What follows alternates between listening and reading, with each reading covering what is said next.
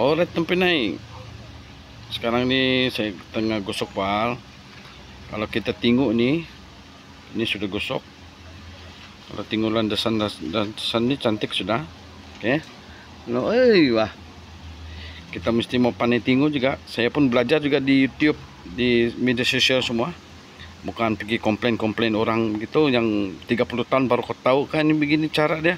Itu tidak bagus punya pikiran. Okey. Itu tanda-tandanya dia masih lagi proses mau belajar molor. Okey, kalau kita nampak nih masih ada krum-krum tuh.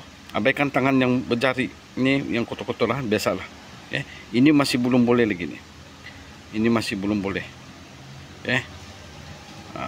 Sini oke sudah cantik, tapi sini belum boleh lagi Tempinay. Ini nampak nih. Nampak nih.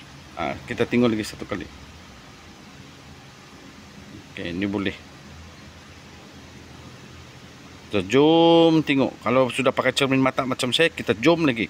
Kasih double deh. Ini boleh. Ini tidak boleh Tempinay. Nampak nih. Kamu paham juga? Ini kita kongsi-kongsi ilmu. Bukan pergi hantam sama orang. Kalau hantam orang bagi pos, bagi ilmu. Kongsi-kongsi ilmu.